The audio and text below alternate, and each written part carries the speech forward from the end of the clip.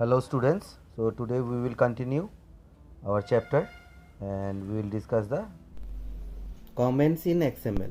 Comment can be inserted almost anywhere in an XML document. An XML processor will interpret the comment and their delimiters as standard character data, which is to be ignored. The syntax writing a comment is similar to HTML. Okay, so syntax means the example which is used, it will be same. What you write in HTML, it will be same how you write in XML, and HTML it is more or less same. HTML truncates multiple white space character to a single white space. Now you see here space is given. So multiple space is given. Now when you press the space bar, you get this space, but when you see the output in HTML, it will be removed, but in XML, when you give the space in this way, you will get the output also in the same way, that is white space in XML. New lines in XML. XML stores a new line in line fed. In Windows application, a new line is normally stored as a pair of carriage return and line fed both.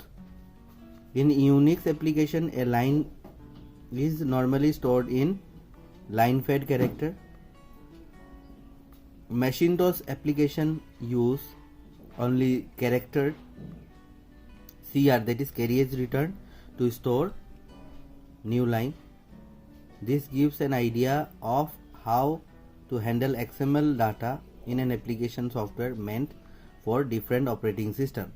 So when you are using XML, if it is used in Windows, Unix or Macintosh, so lines are stored in different ways. Formed XML document. Now a well-formed XML document must meet the following requirement. So these are the requirements, you read by yourself, you will understand. So next part is validating an XML document. A valid XML document must have the following. It must include DTD, that is document type definition. Now what does this document type definition do, or why it is required? It provides a list of elements contained in an XML document and their relationship with one another. So that is the reason DTD is required. So it must have a DTD, and the structure of the XML document must match the structure defined by the DTD. XML supports two types of DTD, internal DTD and external DTD. Now internal DTD contains XML within the XML document. It defines the component of only one document, the one which is included.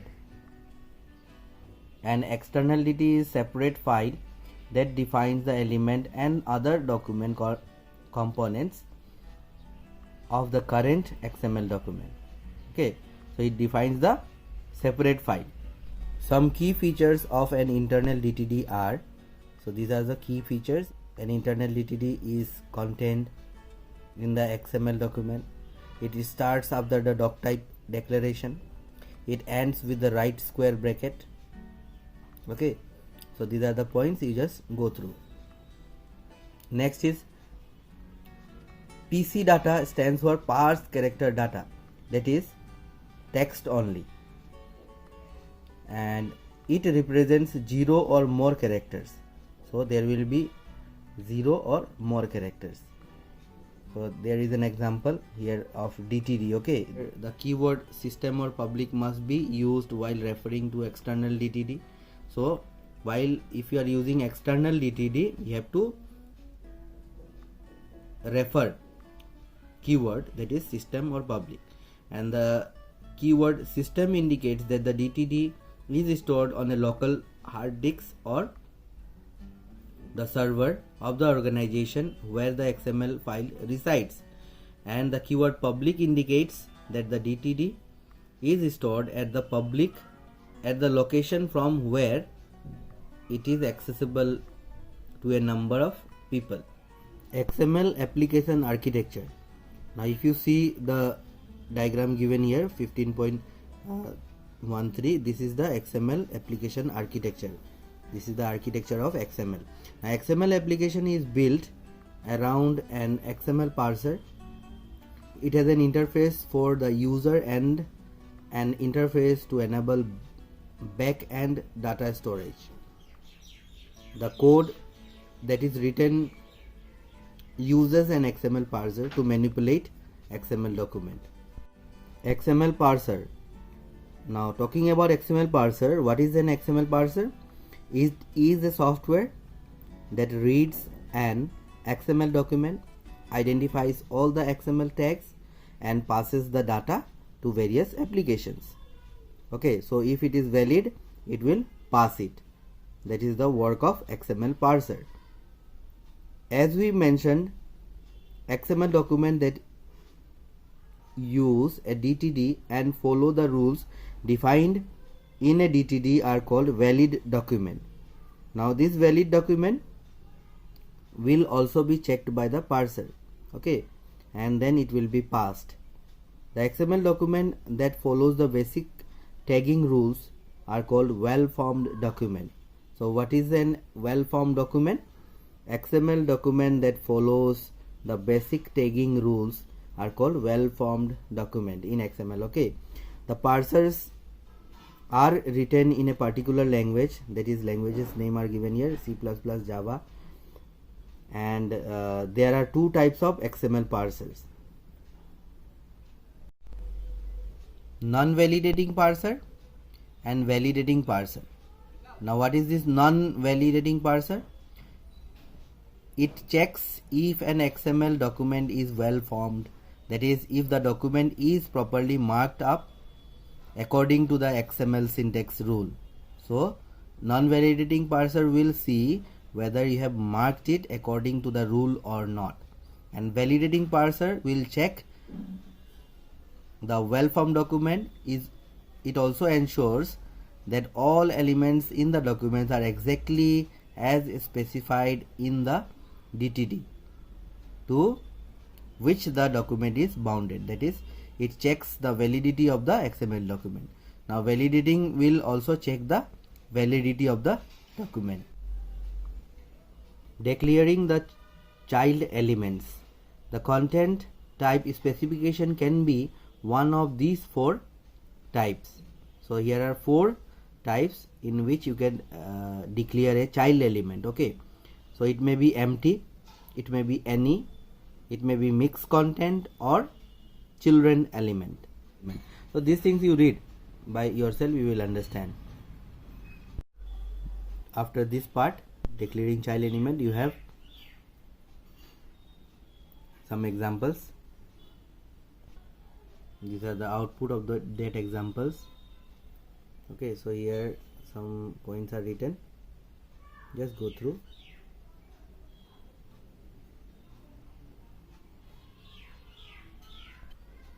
Now here in the next page, symbols that decides how child elements are used within the XML document.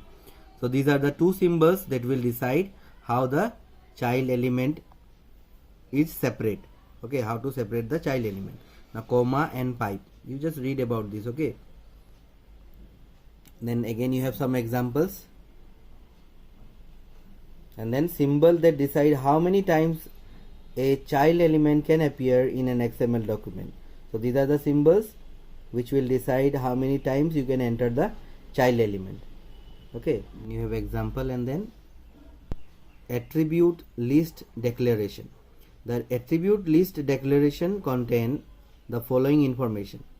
So when you talk about attribute list declaration, there are these 4 points are there: the element to which an attribute is associated, the name of the attribute, the type of the attribute, and the default value of the attribute. So these are all the attribute list declaration. Default value of an attribute. So by default, what are the values? You have example 13. Example you just go through by yourself.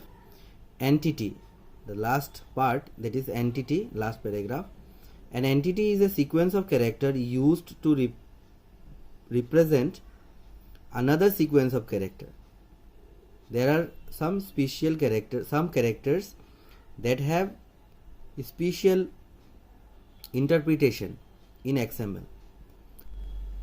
For example, the greater than and less than character are used to delimit tags and therefore cannot be placed inside the data directly.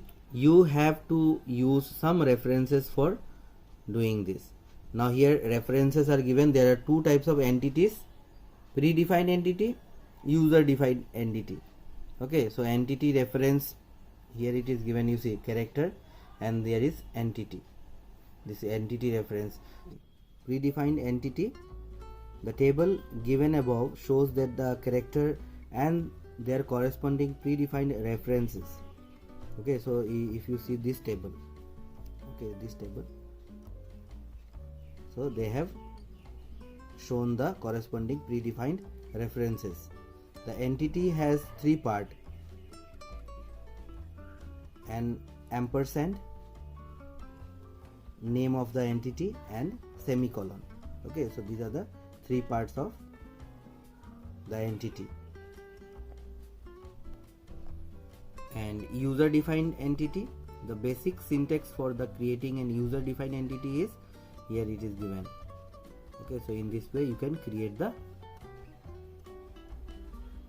user defined entity, and then you have one example. So that's it for this video. Hope you understood.